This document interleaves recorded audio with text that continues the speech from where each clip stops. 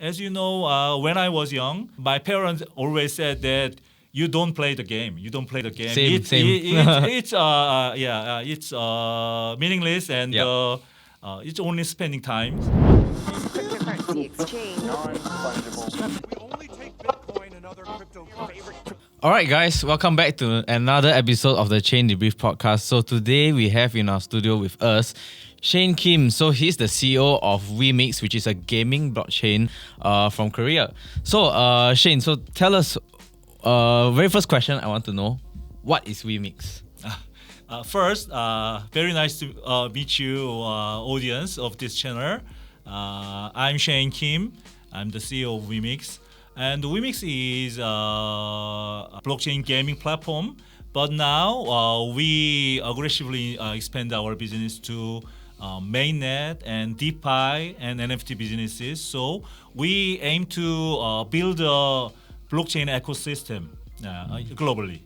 It's our identity, I think, yeah.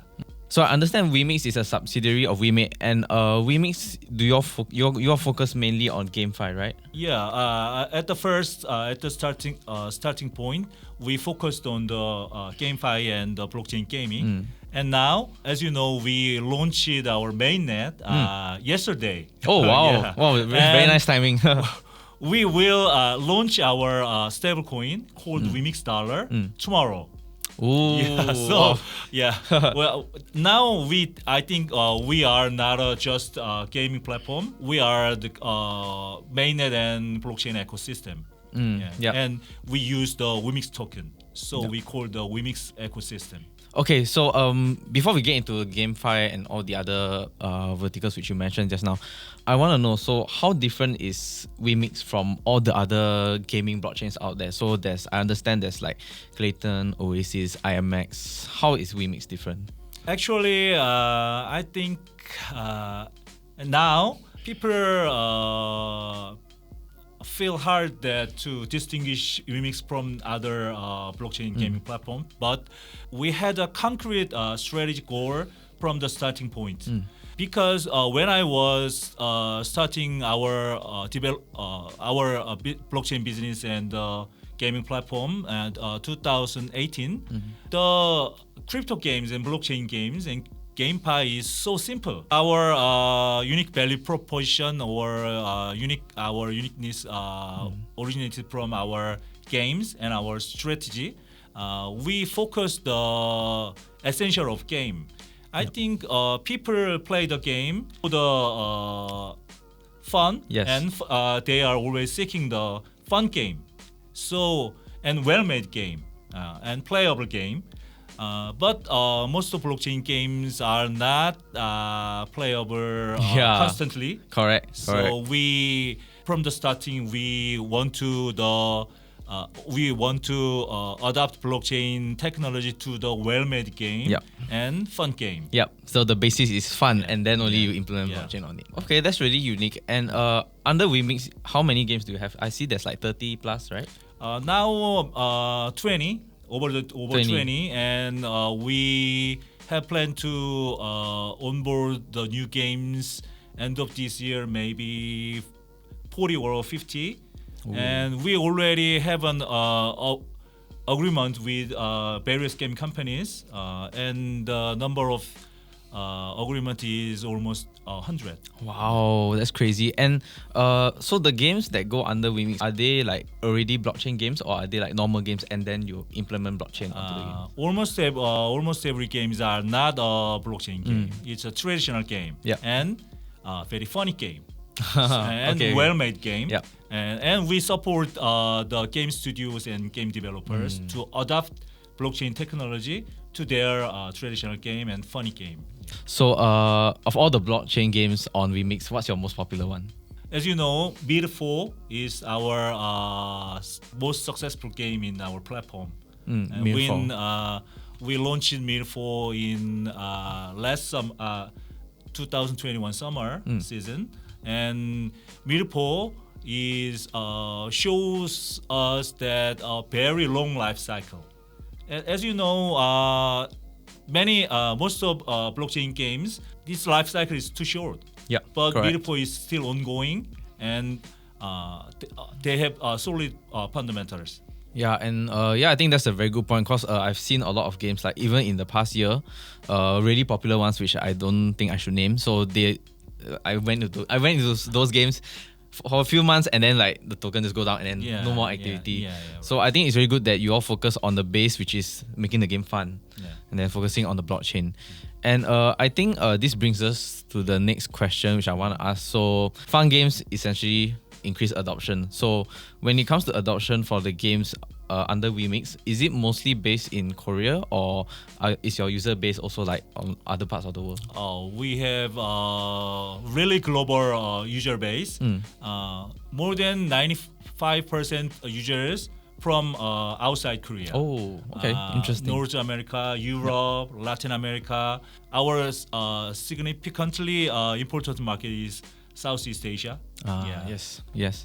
Okay, so that's a very interesting answer. So Southeast Asia has the holds the highest user base for your Wemix games. Why do you think so though? I think Southeast Asia market is very open to new innovation. And as you know, game industry has developed in the Eastern market. North America, Europe, and they invented game machine and they invented personal computer, and the game industry had many success in European market and North American market. But Southeast Asia and Northeast Asia is also no have any concrete kinds of tradition or standard.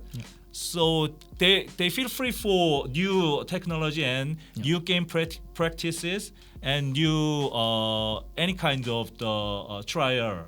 So Southeast Asia market is very open and ready to adopt a new technology and new game trend and new game practice and habits. So Southeast Asia market is the main market of the blockchain gaming. Wow, and just now you mentioned like the different game machines and different platforms. So when it comes to your users, is it mostly mobile or like do you all have other platforms like PC, PlayStation? Mainly mobile. Mainly mobile. Mainly mobile. And also our users enjoy our game on the PC, but mainly mobile. Mainly mobile. Okay. So during COVID, I would think that the number of players would increase. Were very high, right, for you guys. Okay. So on the topic of gaming, right? So I think you mentioned that Southeast Asia has the highest adoption rate. What I want to know is when do you think we will get mass adoption for Web3 gaming? So now it's just like Southeast Asia is on a rising trend. When do you think like entire world will adopt Web3 gaming? First, I think Yes. we had a mass adoption through Mil4, our game. But as you said, it takes time. The mass adoption on global mass adoption takes time. I think it's very hard to predict, but major game companies are going into the blockchain business and Web3 gaming. And now, I think the problem is the mind of users. As you know, North American and European users have a strong standard, their own standard. So actually, they don't like NFTs and tokens and Web3 gaming. But I believe that more and more game companies and major game companies going into the blockchain gaming, and we can show the in-game economy, in-game economy combined to the tokens and NFTs. After so many challenges, we can find the ideal in-game economic system. So, and then most of the users willing to change their mind about tokens and NFTs and blockchain gaming. Yeah, that's very interesting. And also, I think going back to the point where you said Southeast Asia has the highest adoption rate. So I think I did a podcast like a few weeks ago, and then the guest mentioned that actually, it's true that US, Europe, they don't really like NFTs. In Asia, so especially Thailand has the highest NFT per user in the whole world, I think. So I think that's a good point that it really reinforces why that gaming, you guys are also focusing on Southeast Asia because everyone's so receptive of games and NFTs in general. Many people said that SEA Southeast Asia market users seeking to make money, but I don't think so. Yes, on one side it's right. But actually, everyone, include you and me, wants making money. Correct. Yeah. So we work hard, and if anyone can make money through gaming experience, yeah, it's a good thing. Yeah, I think. Yeah. It's not only Southeast Asian market users, but also many other region users want to make money. So it's not a proper reason for Southeast Asian market. I think they are really open and they willing to adopt new technology. So I want to say this point. Yeah. I think that's a very, very good point, and it also means that games shouldn't be focusing on helping people make money. It should be just be fun, and then making money should be the extra benefit they get from playing the games. Actually, people worked in game industries. Everyone knows that a kind of black market, trading game items. For example, in Korea, game item trading market is over than $1 billion. Wow. Yeah, everyone knows that, but I think it's a kind of black market. Government don't understand the market and they don't want to touch the market and don't want to make any regulations. But the gaming, when the gaming meet the blockchain technology, this kind of economy going up, and it becomes the bright side. So only Southeast Asian market users know that, and game developers know that there are big economy related to games, and blockchain gaming can bring games to the bright side of the mainstream economy. I think it's mainly it also helps people understand that especially like you mentioned the governments, right? When all the big names in gaming they adopt blockchain, it gives a level of trust to all these marketplaces, and also like when it comes to regulation, government, I would assume like they'll be more receptive of blockchain and crypto in general as a whole. When game developers adopt blockchain technology to the game, that makes game more fun because users can make real asset and economic values through gameplay. As you know, when I was young, my parents always said that you don't play the game. Same. It's meaningless and it's only spending time, killing time. Yes. But Web3 gaming users can make the real value through the gaming experience. So I think it can change the change the paradigm about gaming. And first, most of all, the blockchain technology can make a game more funny. So users feel more excited to playing games. It's the very advantage and strong point of blockchain technology related to games. What's the roadmap like for Wemix? As I mentioned before, we starting from the blockchain gaming platform. Because Wemade was a game company. Then Wemade has more than 20 years history of game business. So our strength is we have a good game. So we focused on the blockchain gaming platform, and I think we can make success in the blockchain gaming, Web3 gaming area. So we want to expand our business and services to the all kinds of domain, blockchain business domain. So we developed our own mainnet, and we preparing more than 6 DeFi protocols. Oh, DeFi. Yeah, Wow. and we prepare two kinds of the NFT marketplaces. Now we really want to the global leader of the blockchain business and industry. It's our dream and our roadmap. Yeah. Wow. So next is DeFi. So Yeah, DeFi, NFTs, and we make a huge digital economic ecosystem through Wemix 3.0. It's Yep. our mainnet. Yeah, and through the Wemix coin.